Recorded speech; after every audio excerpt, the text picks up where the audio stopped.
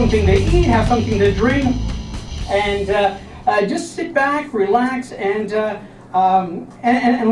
let's have some fun. That's really what this evening is about.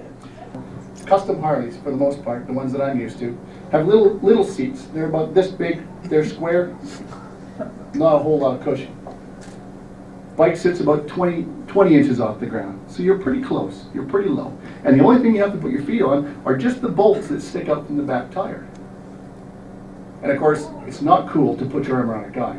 So you grab the leather jacket. You're inside. It's soft. It's warm. It's like, oh, good. And away it goes. Cracks it. Out of the basement, up the ramp, across the lawn, into the alley. It's late.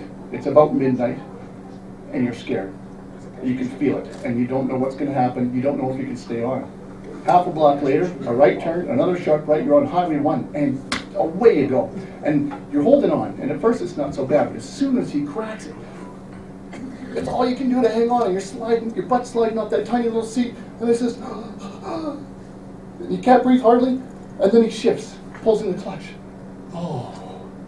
You know that song, second gear, it's all right. It's not all right. Second gear.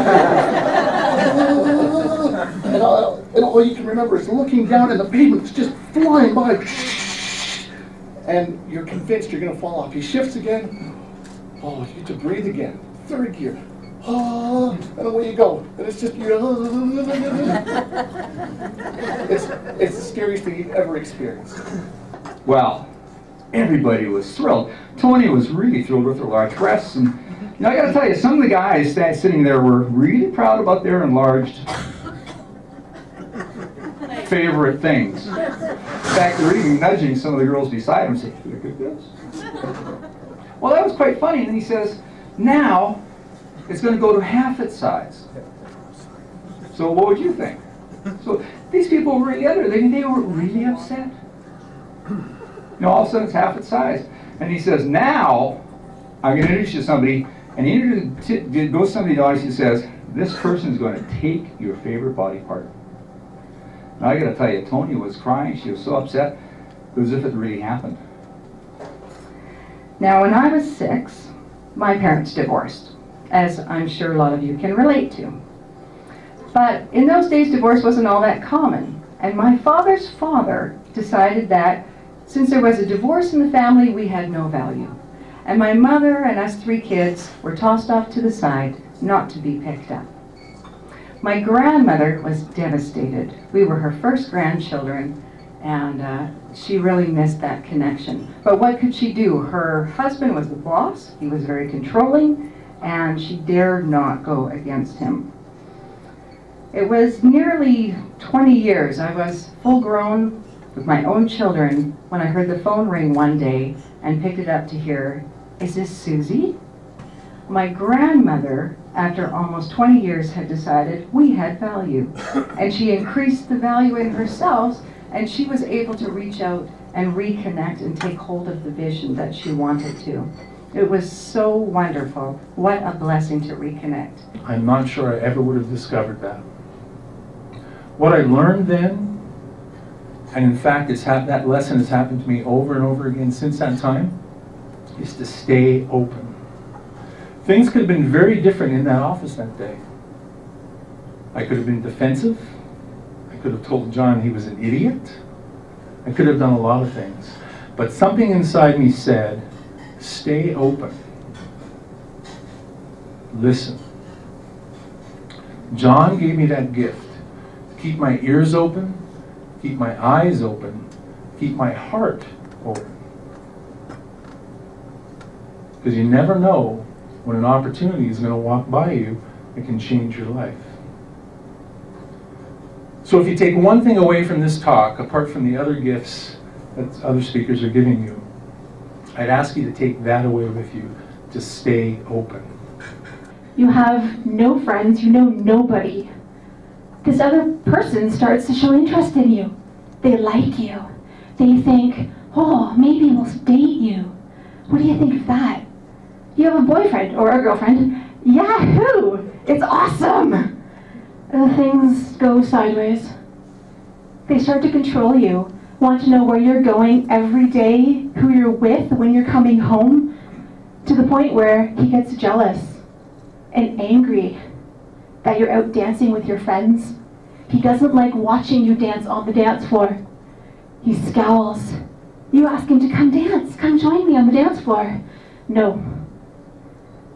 I want you here, now. Oh, God. What did I do now? I've made him mad. Shouldn't make him mad. Okay. Go back to the door. He slams you up against the wall. Puts his hands on either side of your face. Goes in to kiss you, but he squeezes your neck and he chokes you. You can't move. You can't scream. Very successful, very driven, very focused, extremely focused. Did I say he was focused? He said, Michel, you're all over the place. You're coaching, you're consulting, you're doing facilitating, you're leading workshops, you're doing keynote speeches. No wonder you're not doing very well. You've got to be focused. Everything I've earned in my life, it's because I was focused. Eye on the prize. Michel, if you fail to plan, you plan to fail. I paid for that. I paid. This guy was all about the F words, not just focus. It was facts, financials, figures, Philharmonic. No, it was something else. No, but it was true. He was right. I was all over the place. I was doing all kinds of things. But it's true that everything that I was doing came from a passion, a love to help people kind of peel back a layer or two of their own awareness. Because in 2009, I found out that remember the young twin sister? The one who was getting me straight A's? She got diagnosed with a debilitating disease, and she was dying. And in that moment, perspective mattered. She had discovered that there was this rare experimental treatment that she could get in Mexico. But the problem with it, how was she going to do that when it was so expensive? She had less than 90 days to make the decision. In fact, she had about 30. But perspective was different for me now.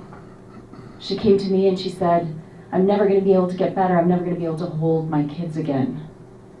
And I said, let me see what I can do. Because success doesn't happen in isolation.